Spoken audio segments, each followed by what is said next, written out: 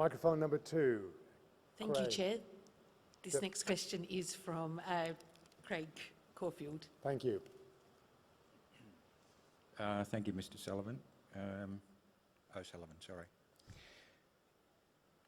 The first question, this new entity is designed to make money, isn't it? It's designed to make a profit. Well, the whole intention.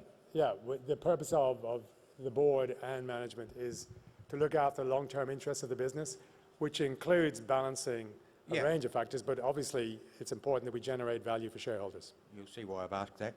So I would term it a knock for profit business. So there was no other. Thank you for your question there. suggestion. Thank you. I would, onto things more serious. I'm not familiar with this. I've only just received it today, and I'm not an expert in accounting and legals and everything else that you know, but it does. I hear of the major banks all talking about simplifying our business.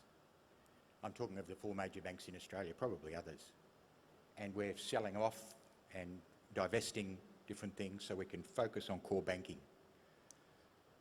And ANZ's telling us we're creating something else, and we're looking at what seems to be non-core businesses that have less APRA regulatory governance and oversight. That just raises a concern with me that it's like we're getting into more diversification at a time when I've enjoyed the fact that things have been, different divisions have been sold off and we're focusing again. So I wonder if you could explain that. Do you want me to ask other questions now, or would you rather just address that first? Well, did you want to get them all out and then I can make sure I answer them comprehensively? Yeah. So the lack of regulation, it's not clear to me what those businesses are going to be. We're improving the well-being and sustainability of customers, and our existing operations remain the same, the people remain the same, we get the same dividends, but I don't know what type of businesses. I do understand that it's like in new technology, so I think of, and I'm asking these questions fairly basic, and I stand to be corrected on all of them, but I think there'll be other shareholders in the room and online that might have similar questions. So I think of CBA has a technology division, Westpac does and NAB does. And they don't have separate holding companies, and they're still governed. Now you've mentioned in Australia we have Macquarie Group and Suncorp Group. I don't correlate them the same, because I look at Macquarie Group as an infrastructure group with a lesser amount of banking. I look at Suncorp Group that is rightly trying to focus on insurance.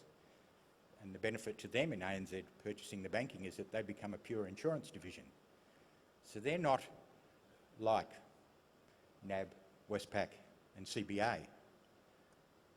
So why is ANZ simply the first mover, like you were with the Apple situation, which was great, or like you were with Model Litigant, which was excellent? And will the other banks follow, or is there something that I'm missing? Because is this tricky legal concepts to try and make out that there are other entities there? Thank you. No, Thank you. I think actually those are really good questions which will benefit everybody listening. So let me see if I make sure I've answered them properly. First of all, the rationale here is that increasingly we see that there are technologies that are essential to the core bank, and the Worldline joint venture is a great example. Shane mentioned in his speech that the terminals you see at point of sale with merchants, that's something that a global technology player is going to be able to race ahead on. If you're just doing it locally, you are not going to be able to invest the quantum of money. So we have a joint venture with Worldline. The challenge today is that if we invest in a business, we bring with us all the regulatory and capital requirements that go with being a bank. And that's quite a burden for these guys. So the intention here is to have a non-bank group which does not attract those regulations and capital requirements, where we can partner with companies like Worldline. Now I'd like to stress, and I said this in my speech, any business that we look to put into the non-bank group, our intent is that it's about enhancing the performance of the core bank. This is not intended to be heading off in a completely different direction. So a good example of a business we bought that would move in there is Cash Rewards. We bought that business because it gives us a loyalty program that we can then apply to our bank customers.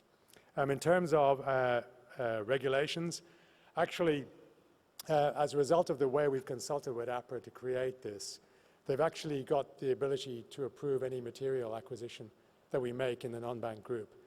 They don't have that today. So ironically, we actually are going to have more regulatory influence than we have today. And finally, are we first mover? I think we are first mover. I think this is going to be a requirement in the industry as technology becomes more prevalent, but I can't predict what the other boards are going to do. Hopefully I've answered your questions. Oh, thank you very much. I appreciate it. Thank you.